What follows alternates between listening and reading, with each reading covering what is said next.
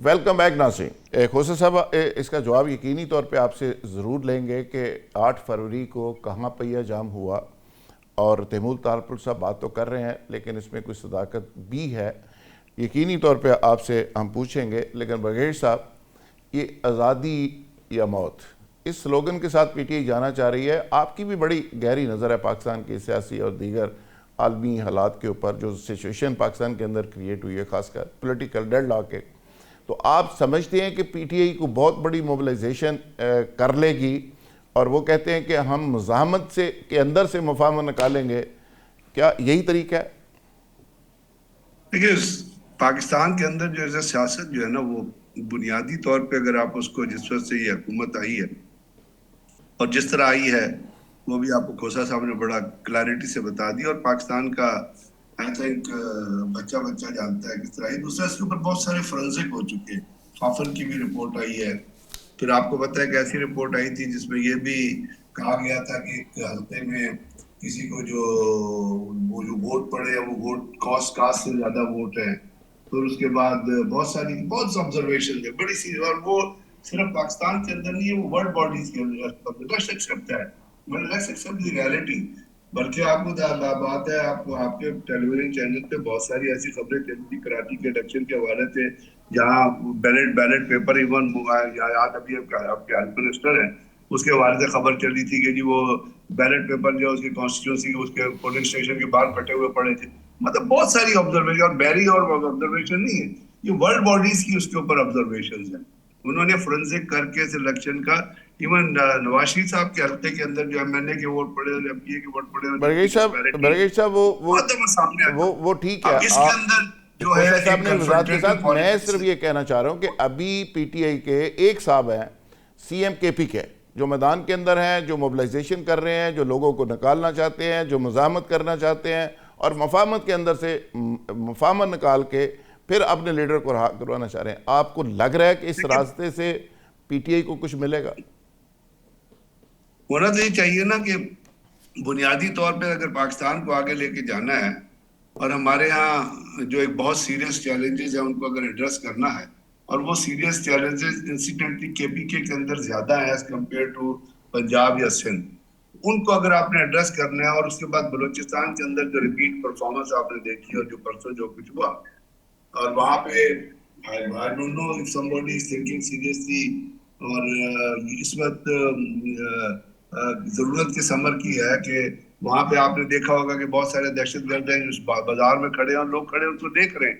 So it's raises very serious question, और उसको उनको एड्रेस, उन इश्यूज को एड्रेस करने के लिए जो बलूचिस्तान की इस वक्त आवाज सुनने की जरूरत है हमारे अरबाब इख्तियार को, और वो बहुत सीरियस नॉट पे इस वक्त खड़ा हुआ है।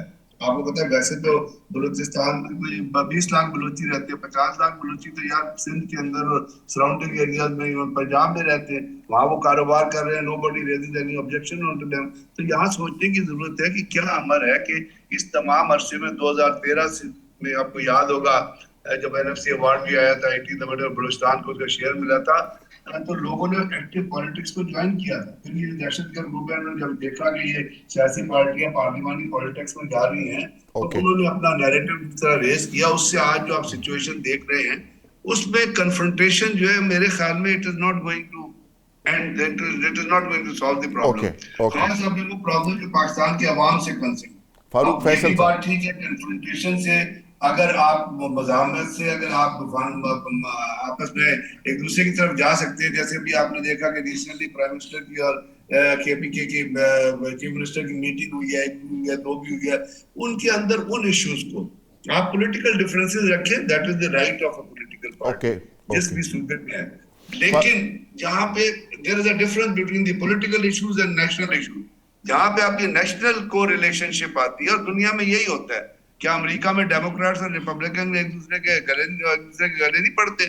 लेकिन जहां पे बात आ जाती है एक ऐसी चीज की जिसके ऊपर आपका नेशनल रिकंसिलिएशन की जरूरत होती है, वहां पे मेरा ख्याल बिल्कुल भी किसी भी किस्म की कन्फ्रंटेशन नहीं होनी चाहिए, आपस में मुताबिकत होनी चाहिए। और ये जिम्मेदारी है पार्टी के उन बरगेश साहब, आपका पॉइंट आ गया। फारूक फैसल साहब, पीटीआई को लीडरशिप क्राइसिस का सामना है, ग्रुप बंदी है, रियासती ज़ाहिर है जबर भी अपनी जगह है, बहुत सारे लोग गिरफ़्तार हैं, बहुत सारे लोगों पे केसेस हैं, बहुत सारे लोग ट्रायल हो रहे हैं, लीडर जेल के अंदर है। ऐसे हालात के अंदर मज़ाहमत आप देख रहे हैं और कुछ साइजेबल लोग आज़ादी या मौत के स्लोगन के साथ इस्लामाबाद पहुंच सकेंगे और कौन पहुंचाएगा? नहीं, मेरा ख्याल जो सिचुएशन है उसमें तो इस्लामाबाद तक पहुंचने के लिए बहुत सारी चीजें जो फिजिकल हर्डल्स के तौर पे काउंट होती है, और जो गवर्नमेंट पॉलिसीज, जो गवर्नमेंट इन पावर है उसकी पॉलिसीज के तौर पे काउंट होती है, तो उसमें तो चांसेस जो है वो आप ये कह लें कि कम है।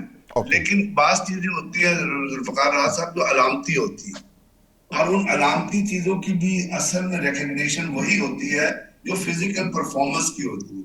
अब अलामती चीजें जैसे आपने 8 फरवरी से कुछ कहा, तो वो एक अलामती चीज थी, यानी उन्होंने एक ऐसी चीज एक ऐसी इंडिकेशन दे दी कि ये चीज हो सकती है। ब्रिगेड साहब, ये अलामती दोबारा कोई 9 महीना ना गले पड़ जाए। फरूक फैसल साहब, सेम क्वेश्चन टू। देखिए जी, पहले तो बाजी आज़ादी मांग के रहे हैं, किस चीज़ से आज़ादी, आज़ाद होके कहाँ जाना है, हुकूमत से आज़ादी जा रहे हैं, कोई अल्लाह रहम करे, कोई अल्लाह ज़मीन मांग रहे हैं, और अगर आज़ादी ना मिली तो मौत के लिए खुद को पेश करना चाह रहे हैं, मौत को कबूल करना चाह रहे हैं। अल्लाह ना करे कि मौत आए या मौत किसी को मिले। सियासत है। और दूसरी जो गुफ्तगू के दौरान सारी ये बातें चल रही थी, पार्टी की सूरत हाल आपने खुद भी कहा कि जबर भी है, ग्रुपबंदी भी है। जब कोई भी अपोजिशन पार्टी जो है, जब उस पर रियासती इदारे, रियासत, हुकूमतें चढ़ी हो, तो अपोजिशन पार्टी कमजोर भी हो जाया करती है, फिर मैनिपुलेट करना आसान होता है, ग्रुपबंदी की जाती है। और एक ऐसी पार्टी जिसका लीडर जो है वो इतने अरसे से अंदर है, जो अपने लोगों के साथ कम्युनिकेट नहीं कर सकता, अपनी पार्टी के लोगों को बराह रास्त हदायत नहीं दे सकता, उसके कारकुन को ये नहीं पता कि आया हलीमा खान जो कह रही है वही हदायत आई है, या गंडापुर साहब जो कह रहे हैं वो हदायत आई है, बैरिस्टर गौर साहब जो कह रहे हैं वो हदायत आई है। तो इसमें ये कन्फ्यूजन जो हमेशा हुकूमत को एज हासिल हुआ करता है। और दूसरी इसी में गुफ्तगू के दौरान एक बात ये सामने आई कि जनाब सारी सियासत जो है वो इमरान खान साहब के गिर्द जो घूम रही है। तो अपोजिशन हमेशा अग्रेसिव हुआ करती है। आप सारी हुकूमतें निकाल के देख लें, 25 साल की सियासत निकाल के देख लें, 30 साल की सियासत निकाल के देख लें, कि हुकूमतें हमेशा डिफेंडिंग पॉइंट पे होती है। वैसे वो अग्रेसिव होती है उसे दबाने के लिए, लेकिन अपोजिशन भी अग्रेसिव होती है और हमेशा ये गुफ्तगू जो चल रही होती है। लिहाजा ये कोई ऐसा पॉइंट नहीं है कि सियासत उसके गिर्द चल रही है। जो असल मसला है, असल मसला ये है वो हमारे यहाँ इलेक्शन प्रोसेस और इलेक्शन की क्रेडिबिलिटी क्या है।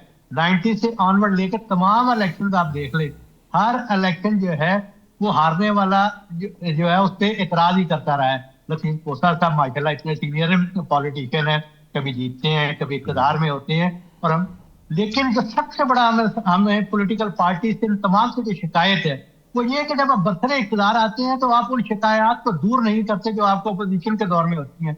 आप उस सिस्टम को ठीक करने की कोशिश नहीं करते, इलेक्शन प्रोसेस को ठीक करने की कोशिश नहीं करते। आज अगर इलेक्शन प्रोसेस सारे बैठ के इलेक्शन प्रोसेस तक तय करने के ये होना चाहिए, ये नहीं होना चाहिए, ताकि आने वाले दिनों में या आने वाली हुकूमतें जो इन सारे मसाइल का कारण हो। बाकी रही बात ये कि मज़ाहमत करके मफाहमत का रास्ता निकाला जाएगा। मैंने उस दिन भी आपके प्रोग्राम में या किसी और जगह ये बात कही थी कि एक वक्त था जब इमरान खान साहब की पार्टी, इमरान साहब के वर्कर, उनमें इतनी ताकत थी, इतनी कुव्वत थी कि वो बाहर भी निकलते, इकट्ठे भी होते थे, लेकिन हिकमत अमली जो है वो बहुत इसी तरह की अग्रेसिव थी, आज़ादी या मौत। तो भाई सियासत में ऐसे नहीं हुआ करता कि आप जो फैसला कर ले वही हो। सियासत जो है वो नामुमकिनात को मुमकिन बनाने का खेल होता है, कुछ लो कुछ दो। जब तक इमरान खान साहब की पार्टी इस पॉइंट पे नहीं आएगी, हो सकता है खोसा साहब को या पीटीआई के दोस्तों को यह बात बुरी लगे, लेकिन बात यही है कि जब तक आप इस चीज पे नहीं आएंगे, खुद कायल नहीं होंगे कि नहीं यार कुछ सफेद लेनी है और कुछ सफेद लेनी है, तभी ये मामला आगे बढ़ेगा। आपका पॉइंट आ गया खोसा साहब। हमारी नज़र में आप तो माशाल्लाह उस्ताद हैं, उस्तादों के उस्ताद हैं, बड़े हालात आपने बहुत करीब से इक़्तिदार के वालों को भी देखा। हमें तो सिंपल इतनी समझ आती है कि पिछले 20 सालों में 2 पार्टियां थी इस मुल्क में, पीपल्स पार्टी और नून लीग। उन्होंने स्पेस छोड़ी और दरमियान से पीटीआई निकली और पीटीआई एक बड़ी पार्टी बन गई देखते देखते। अब पीटीआई ने स्पेस छोड़ी, उस पर पता नहीं कुछ लोग सियासी तौर पर नालायकी भी कहते हैं, गलत फैसले भी कहते हैं, तो उसके बाद वो स्पेस वापस उन्होंने ले ली। तो कहानी सिंपल इतनी है कि सियासतदान सियासत की पिच के ऊपर खेलते हुए अपनी स्पेस वापस लेता है। ये नहीं समझ आ रही कि पीटीआई एक मसल्ला जद्दोजहद और डंडे सोटे और मौत या आज़ादी इस तरह की इंतहा के ऊपर क्यों पहुंच जाती है? देखिए, एक बात तो ये है, जरा अपना तस्हीह कर लीजिए, स्पेस किसी पार्टी ने नहीं छोड़ी। ये माशाअल्लाह हमेशा से जो हमने जब रानी शहीद बेनज़ीर भुट्टो साहिबा को भी जो माइनस करने की मुशर्रफ ने किया, और मोहतरम नवाज शरीफ साहब को भी 10 साल के लिए उनके अंगूठे के हाथ पैर के दस्तखत करवा के उनको मुल्क बदर किया, तो मिसाके जमहूरियत मई 2006 में चूंकि दोनों ही जेर इताब थे और दोनों को माइनस करने का जो है वो अज़्म। वैसे खोसा साहब आप नहीं समझते कि शहबाज शरीफ साहब अगर प्राइम मिनिस्टर हैं तो बिकॉज ऑफ इमरान खान है, और मरियम साहब अगर सीएम है तो बिकॉज ऑफ इमरान खान है? ये कौन से सीएसएस करके तो कंपटीशन का एग्जाम देके तो नहीं लगे ना, आपकी गलतियां उसके नतीजे में वो इक़्तिदार में और आप जेल में।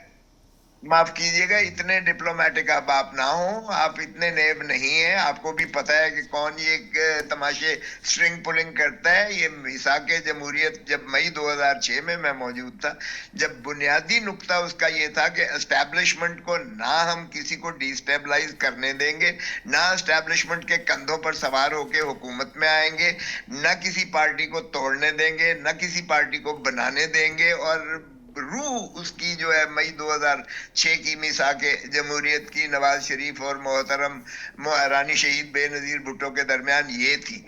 अब अगर दोनों पार्टियों को सबक सिखाने के लिए एक तीसरी फोर्स को लाया गया, और वो भी सारे जो है एस्टैब्लिशमेंट ही लेके आती रही है जब से मुल्क बना है। बदकिस्मती है हमारी कि ये जो है इसी तरह से जमहूरियत को पनपने नहीं दिया गया। वो एक बच्चा बाप से पूछता है, अबू अबू ये पौधा जड़ क्यों नहीं पकड़ रहा? उसने कहा, बेटा अभी तो हफ्ता ही हुआ है लगाया है, आपको कैसे पता है? उसने कहा, रोज मैं इसे उखेड़ के देखता हूँ और फिर ये जो है जड़ें नहीं पकड़ रहा। अब अगर रोज आप जमहूरियत को उखेड़ के फेंक देंगे तो फिर जड़ें कहाँ से पकड़ेगी ये जमहूरियत? और स्पेस का रहा, स्पेस तो देखिए सारी पार्टीज ने बारी बारी करके जो है सफर किया है।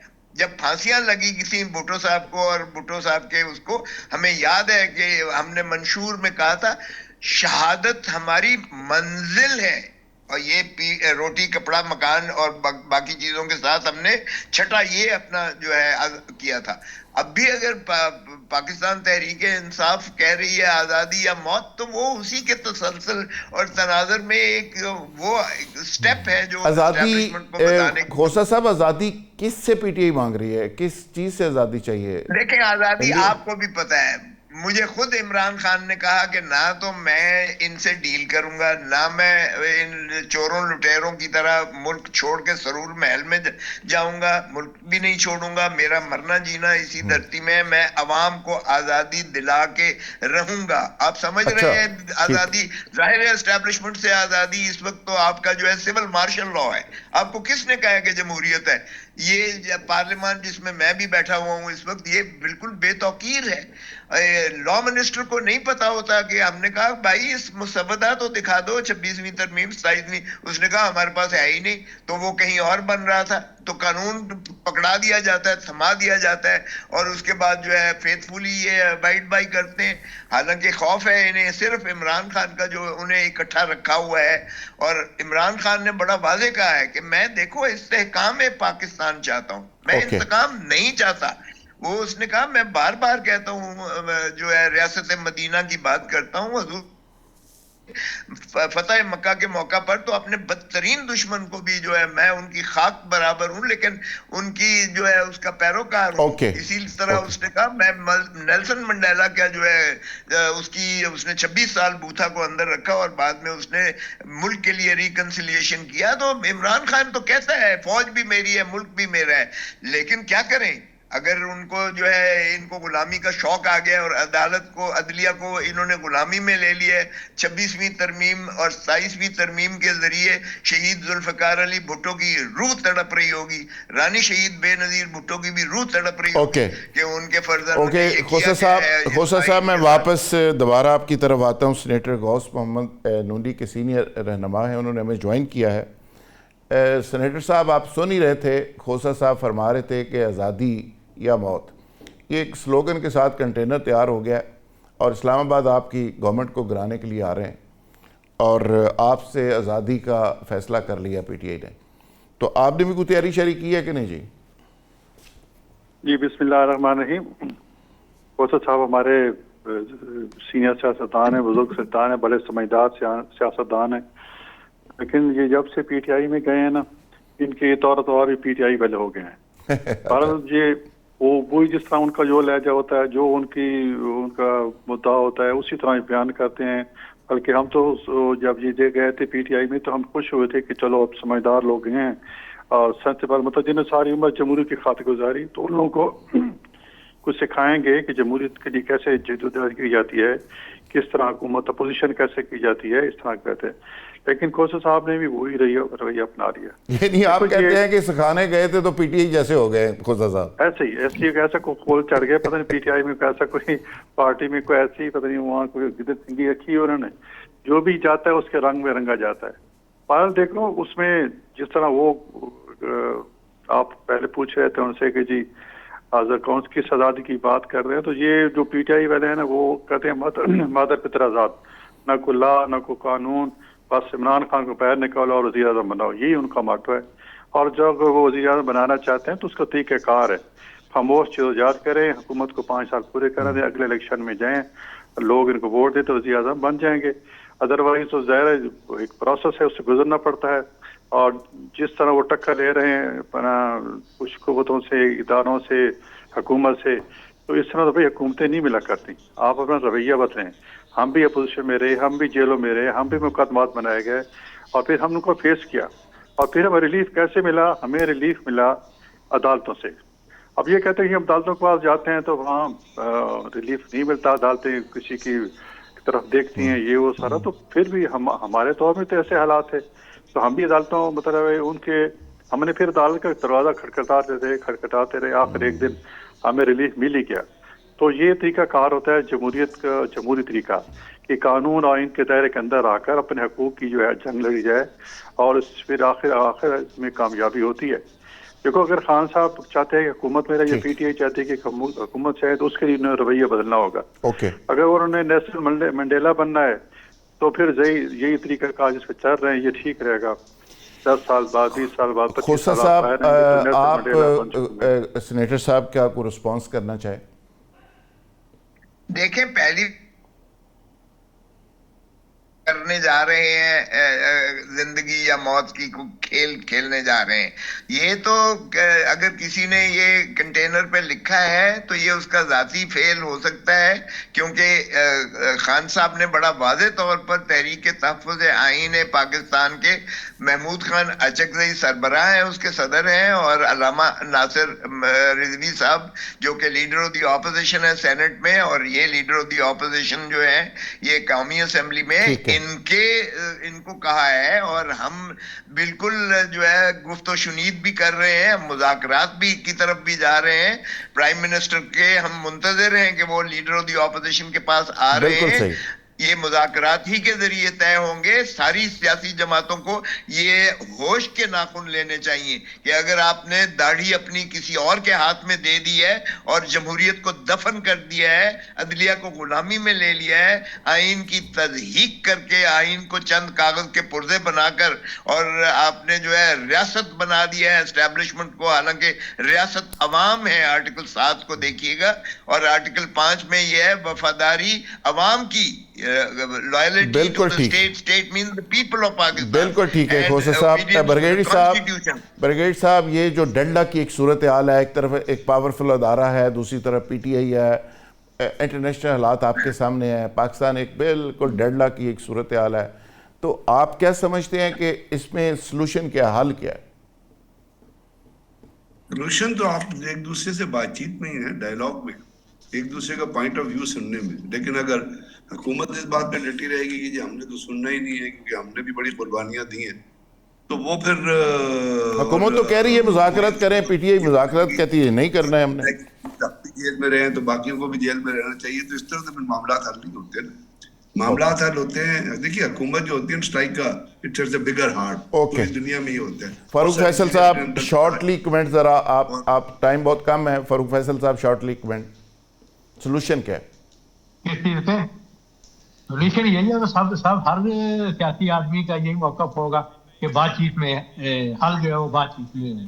जो नहीं करना चाहेगा तो फिर आपको नतीजा आपके सामने है। शॉर्ट हल तो यही है।